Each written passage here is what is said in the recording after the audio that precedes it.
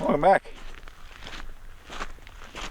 So, Sharif and I, and for those who are new to the channel or haven't seen him in a couple months, Sharif and I drove up to Roosevelt Lake back when he had a Subaru Outback, and then he traded in the Subaru Outback and got a Jeep Gladiator Rubicon manual transmission on someone who had PCS'd or transferred out of Alaska down to Texas, and they sold the Jeep.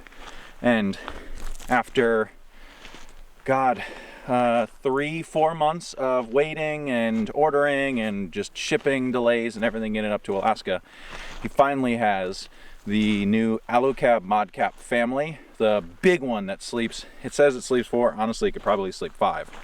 And this is his shakedown run, if you will. So we did the Denali Highway the last 2 nights. Didn't film any of it because I wanted to get him comfortable with the camper and be more hands-on. And so now we're on night 3 on a long weekend trip, and we are camped on this gravel bar directly below Rainbow Ridge on the Richardson Highway. And he's now feeling comfortable with his Alocab, which is sweet. And so we'll do more of an in-depth on it probably the next time we camp, just so he's got a couple more nights in it and then he can kind of show us off his setup.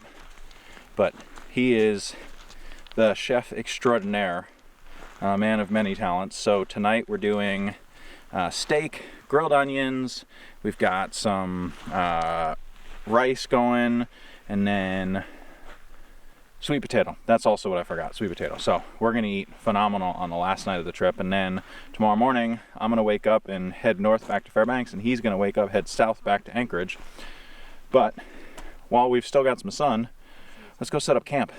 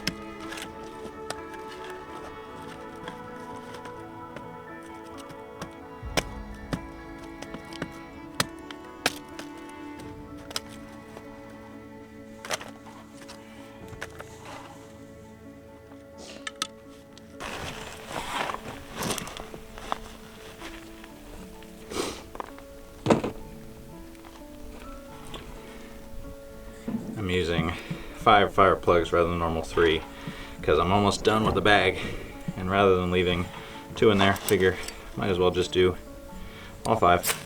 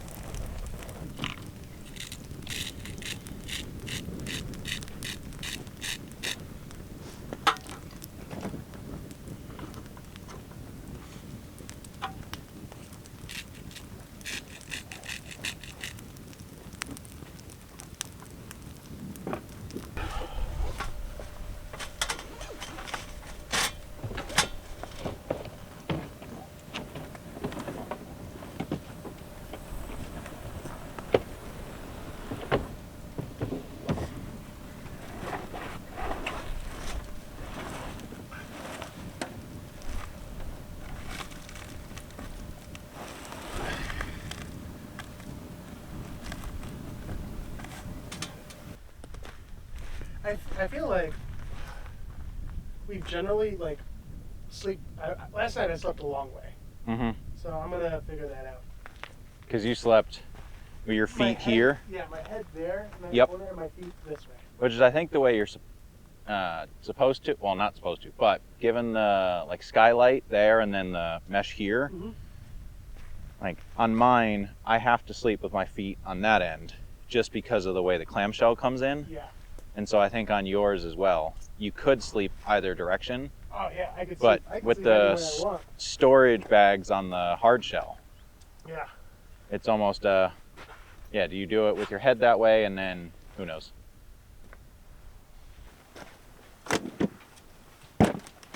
There we go.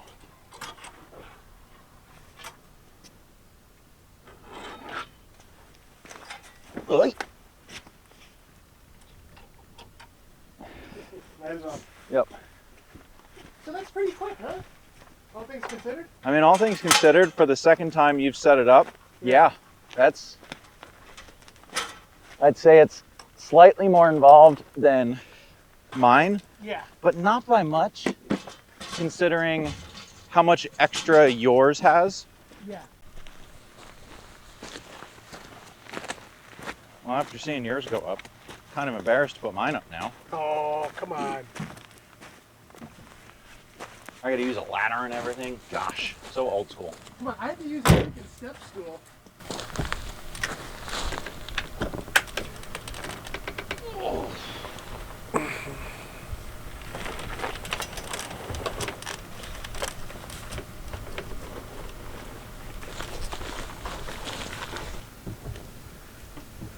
There is this fun portion where I just get to yeet stuff up into the tent, though. Because, woo!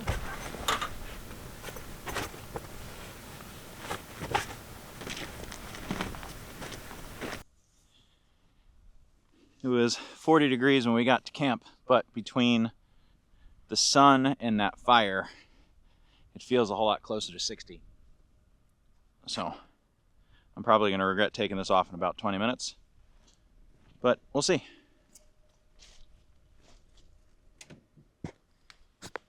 And then what I do is I take the mic and I clip it just below the collar on the shirt so it's not pulling down the collar, and then it adds another wind block resistance.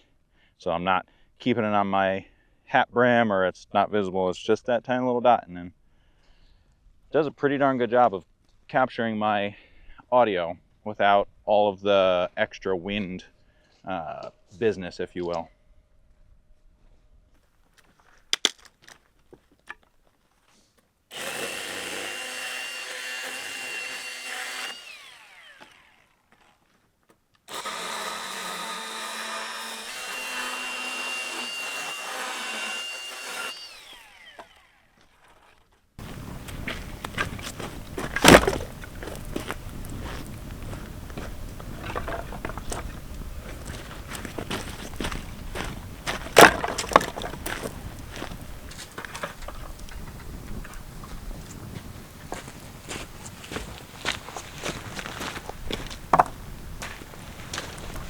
You can start smelling that sweet potato now.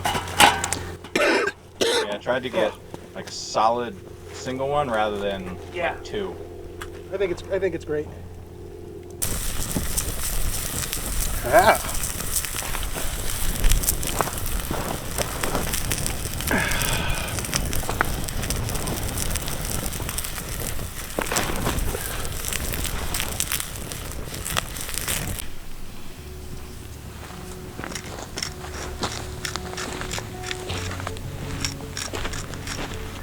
Every day, it's like everything seasoning. Minus the bagel? Yeah. Yeah. Kind of smells like Montreal. Oh, there we go. There's the boil we wanted. Timing wise, we're probably going to need about 20 minutes for this to finish.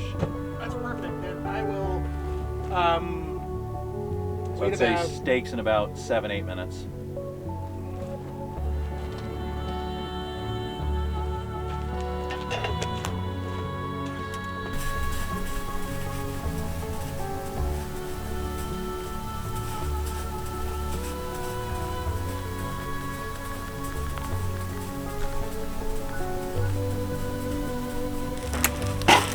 I saw that, cheeky.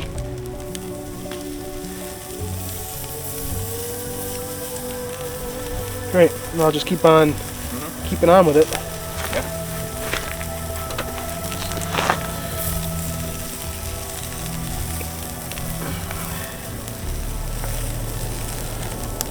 Those onions from burning. Oh, it smells good. Those onions.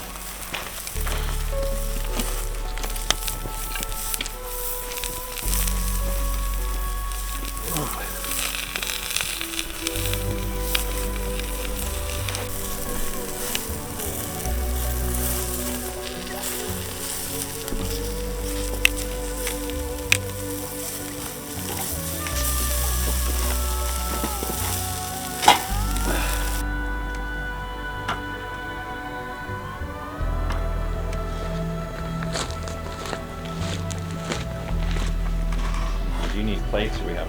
Oh, I got they're already set up.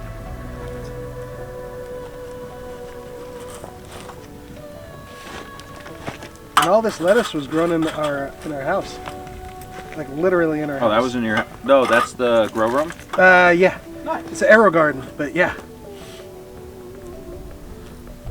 Sharif made the onions, the steak, the greens, the salad, the sweet potato.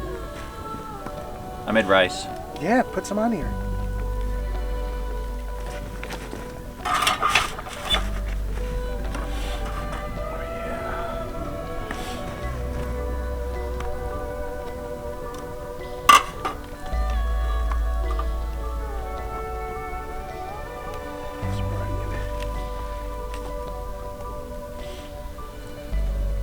That's perfect for me. Yep.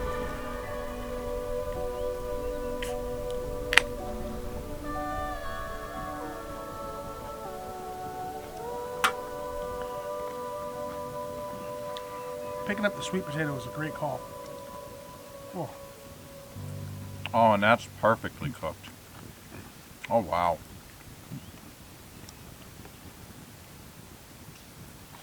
Mm-hmm.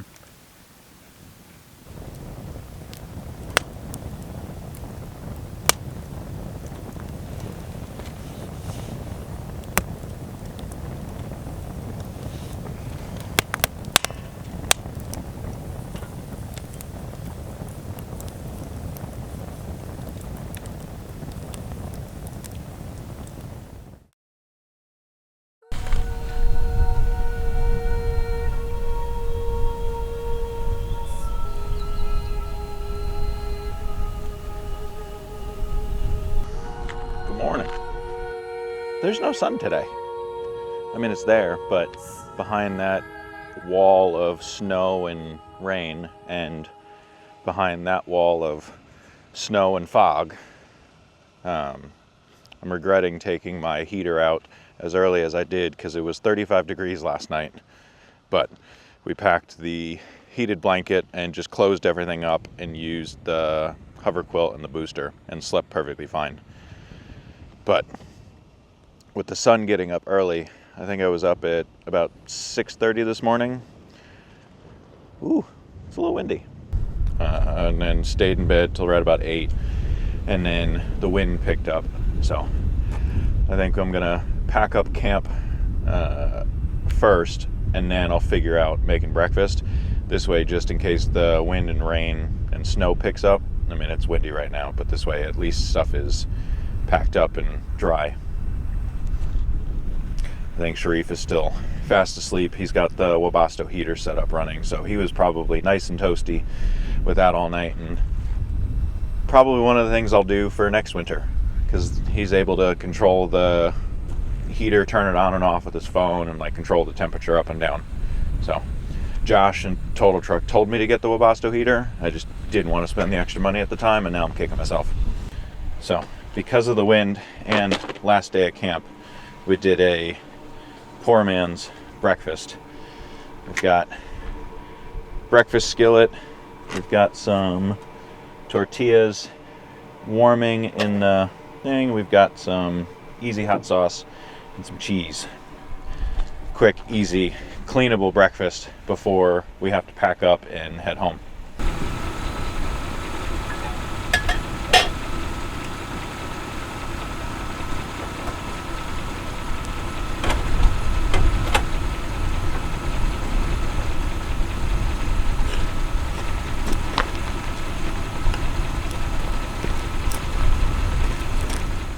Poor man's breakfast taco.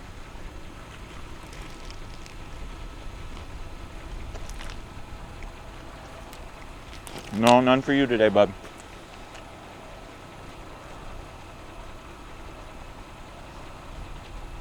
This is spicy. And so I've shown closing up my tent a bunch, and I'll be setting my tent up. The Alocab Modcap family has 2.5 times the sleeping space that my GFC does. And actually, instead of having individual panels that pick up like the GFC, it's got a permanent bedding position towards the front, and then a lift up panel with a smaller access door to it as well.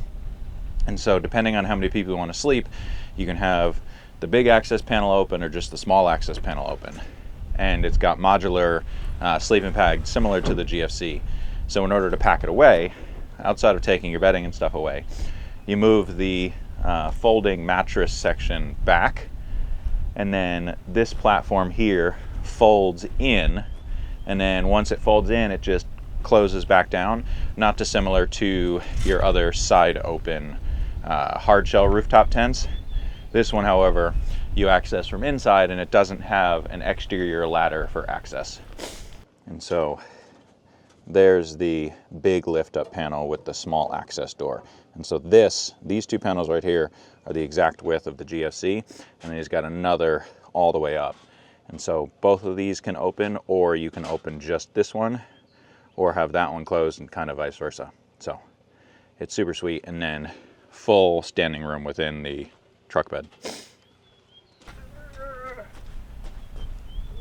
And then unlike the GFC, the Alocab actually has built-in like awning poles versus the mod that I had to do. So he's got 3 built-in awning poles that hold this out and give more of a rain fly cover.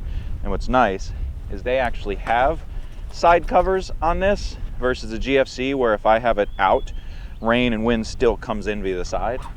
So this is a proper wind shield cover, if you will, compared to what the GFC has. And the fact that they built in awning poles and you get it when you buy it is really nice. And so after that first section folds in, you take this giant orange pull cord, if you will, and you pull it down. And one of the things we learned earlier on this trip is once you get it to a point, we may actually need to push it up just a little bit. Once you get it to a point, you then have to go in and tuck some of the sides in.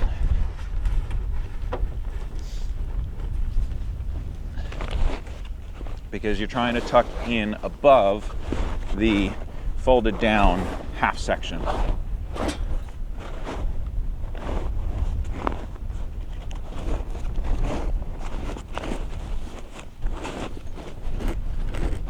And so because of the extra space, you can't just reach to the side and pull in like I can with mine, which is why they give you the straps. But you close it partially and then you do a little tuck, not similar again to like your iCamper or hard shell rooftop tent, but then it closes like that, super easy. Yep, and then the latch is good, okay. And you are still good on the front. And up, 1 second, lift up just a little bit. And now you're tucked in the back, so you're good there too. I think just a tiny bit in that front corner. Yep. That's all Velcro, so. And then I'm latched in the back. latched in the front, and you are sealed on the front. Beautiful. That was not hard at all. And sealed on the back. Nice. So a little bit more effort and a little more involved than closing the GFC, but not dissimilar, honestly, probably a little easier than like an iCamper 3.0 or the big one. And for the extra space you get, the extra insulation you get, that's sweet. Come on, bud. Time to go. Good boy. Good job. That's a good jump. Still looking for the right mounting solution for the Starlink Mini. I like a couple of the hard mounts out there, The biggest issue I'm trying to figure out is how do I want to run power? Because I don't want to run it up and on the outside, and so I think I'll run a power line out of the red arc system out the back like I have with the solar, and then run the cable along the track into the bottom of the Sherpa rack, and then power it that way so that that port is still open if I want to move it if I'm under trees, or use that then to power the shower when we've got the shower system set up.